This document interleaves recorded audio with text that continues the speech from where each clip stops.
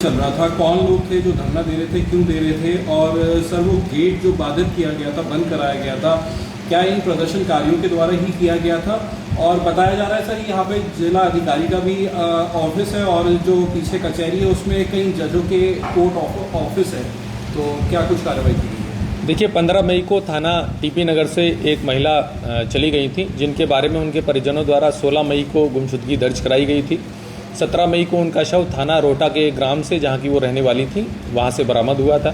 तत्काल शव की शिनाख्त की गई थी। सीसीटीवी के ट्रेल के आधार पर जिस भी व्यक्ति के साथ वो जाते हुए दिखाई पड़ी थी, उसको गिरफ्तार किया गया था। प्रकरण में यह संज्ञान में आया था कि इनकी पूर्व से जान पहचान थी एवं आपसी विवाद को लेकर इस लड़के ने उनकी हत्या कर दी थी। इस लड़के का भाई और खेत का मालिक, जिन्होंने साक्ष्य मिटाने में इस लड़के का मदद किया था, उनको भी पुलिस ने अपनी तरफ से ही मुकदमे में नामजद किया था। इस मुकदमे की विवेचना क्षेत्राधिकारी ब्रह्मपुरी के द्वारा की जा रही थी। इनके द्वारा लगातार जो भी पीड़ित पक्ष है उनसे बात की जा रही थी। कल भी वो उनके घर गई थी और जितने परिजन हैं उनके द्वारा विवेचना पर संतुष्टि भी जताई गई थी, जिसके वीडियो साक्ष्य भी हम लोगों के पास मौजूद हैं।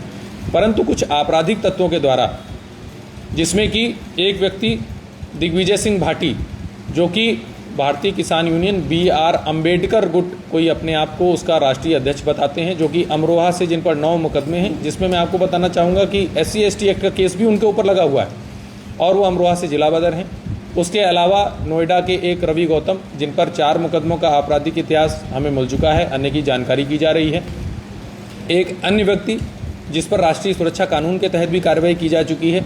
ऐसे व्यक्तियों के द्वारा भोले भाले लड़कों को, जिसमें कई नाबालिग लड़के भी शामिल थी, जिनसे हमने जब बात की तो उन्हें प्रकरण का ABCD कुछ भी नहीं पता था कि क्यों हमें यहाँ पर बुलाया गया है। उनको भड़काकर पहले सभी लोग शांतिपूर्वक कमिश्नरी पार्क में बैठे हुए थे। सभी अधिकारियों द्वारा उनसे वार्ता की जा रही थी। उनसे ये भी कहा गया था कि जिसको भी ज्ञापन देना है या जो भी विवेचनात्मक बिंदु आप चाहते हैं वो हमें लिख के दे दीजिए। उस पर कुछ लोग राजी भी थे, लेकिन इन आपराधिक तत्वों के द्वारा उन्हें भड़काकर कलेक्ट्रेट के गेट के सामने रोड जाम की गई, जिससे आने जाने वाले लोगों का आवागमन बाधित हुआ। जितने अधिकारीगण हैं उनका आवागमन बाधित हुआ। इनसे लगातार वार्ता जारी रही, लेकिन बहुत लंबा समय निकल जाने के बाद में और सारी चेतावनी इन्हें दिए जाने के बाद में इनको आवश्यक न्यूनतम बल का प्रयोग कर वहाँ से हटाया गया है।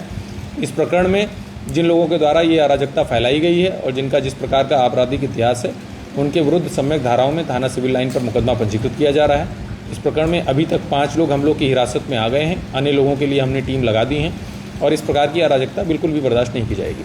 सर, आए दिन यहाँ पर इस तरह के धरने प्रदर्शन और गेट रोकना होता है, तो क्या कोई मैसेज देना चाहेंगे कि बिना मतलब में लोगों को भड़काया ना जाए? देखिए, मेरा सिर्फ इतना कहना है कि यदि किसी को कोई समस्या है, हम लोग लगातार जन सुनवाई में बैठते हैं और सारे साक्ष्य जो भी चीज़ें हैं, यदि किसी सरकारी कार्मिक की गलती सामने आती है तो उस पर भी मुकदमे पंजीकृत किए जाते हैं। लेकिन ये बात आपकी सही है कि थोड़ा सा इधर बीच कई लोगों के द्वारा इस प्रकार के कुत्सित प्रयास किए गए हैं।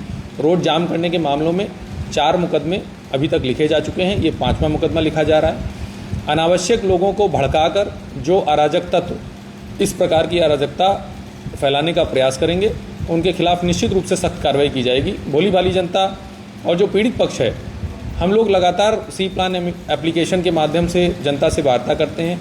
उनके द्वारा हमेशा ये बताया जाता है कि जिसके घर में कोई कैजुअलिटी हो जाती है या कुछ हो जाता है, वो लोग इतना उसमें नहीं इन्वॉल्व होते हैं, लेकिन अन्य लोगों के द्वारा अराजकता फैलाने के लिए उनका प्रयोग किया जाता है। इस प्रकरण में भी घर वालों पर हम कोई कार्रवाई नहीं कर रहे हैं। जो इस प्रकार के अराजक तत्व हैं, जिनके ऊपर पहले से भी मुकदमे पंजीकृत हैं और जिनका ये एक, अगर हम कहें कि एक धंधा सा बन गया है कि इस प्रकार का जाम लगाएंगे और दलाली करेंगे, उन पर निश्चित रूप से हम लोग अभी भी और भविष्य में भी सख्त से सख्त कार्रवाई करेंगे। सर, पीड़ित परिवार को बहला फुसला करके कुछ लालच दिया गया था लाइसेंस और मुआवजे को लेकर के, जी भी सड़क जाम किया गया? जी, इसके बारे में भी हमारे पास ऑडियो रिकॉर्डिंग और सम्यक साक्ष्य मौजूद हैं कि कुछ लोगों द्वारा जो पीड़िता का भाई है उसे लगातार प्रलोभन दिए जा रहे थे, कई प्रकार के प्रलोभन दिए जा रहे थे। यह भी सामने आया है कि पूर्व में भी इनके द्वारा प्रलोभन देकर कई लोगों से ऐसे कुत्सित कृत्य कराए गए थे। उसके संबंध में भी साक्ष्य का संकलन किया जा रहा है। धन्यवाद।